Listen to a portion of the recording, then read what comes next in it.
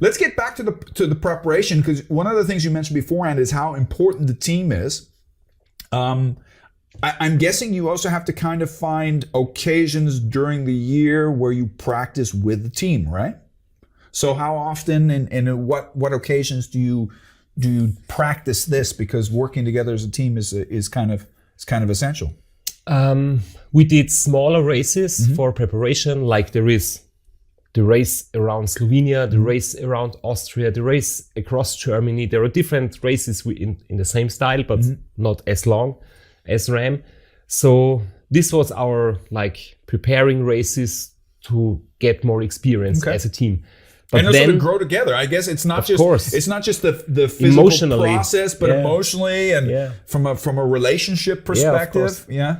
And I think one of the big strengths of my team has always been staying together.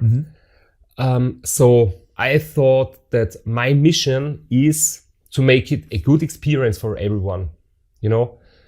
I know other people, other racers, when they return from Race Across America, the crew says, "Oh my God, it was so tough. It was not fun. It was just hard. And the guy on the bike, he had such a big ego and sense. He was hard to handle and all that stuff." I'm done with this. I'm not going to be part of the crew anymore. Yeah. And I thought my goal is, of course, have a good preparation, have a good race, maybe have the win. But my biggest goal was to come back from the race and everybody saying, "It was just great. I want to join you again next year." So you've managed to maintain your team over years. Yes, most of them. Yeah. And I think that it was so important because the experience is just my biggest. You have such a competitive. I mean, I'm going to sound very cold when I say the competitive advantage. Who cares about the competitive? From an emotional perspective, it's incredibly valuable. But it doesn't mean that an emotional value doesn't have a competitive advantage. I mean, just think about how much time it would take for somebody new to get to know you and you to get to know them and to trust them and know how they work. Yeah, of course. Yeah. So, mein größtes Kapital. Your biggest capital, your biggest asset. Yes, my biggest asset was the experience of my team and me as a whole. And of course, sometimes one of the crew members didn't have the time to join me again because there was family, there was kids, there was job and all that stuff. But then I had to find new people who fit into the crew, and I always took a long time to find the right people. And I was not caring, especially if I like them, but I was caring if the other people in the crew like them.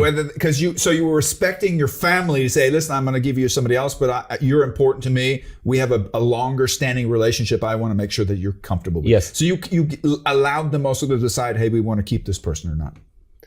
Yes, of course. Yeah. And I always tried. I didn't put an essay on the internet and write down that I'm looking for crew members, because then some fans would contact me. Yeah. And it doesn't work if people in my crew are fans of me as a racer, because I think then maybe I would not have enough respect. So I think it's important that I think a different set of expectations. Yes, that we are on the same level of respect on each other. Yeah. So I was talking to my sports scientist or to my physiotherapist, if he knows a guy who would be a cool guy for the team. Yeah. Okay. So I was. By the way, we managers are great fans of making bullshit bingo words. That's so special vocabulary, buzzword, Schlagwörter we say in German. The term that I love, by the way, that you're talking about is called social capital.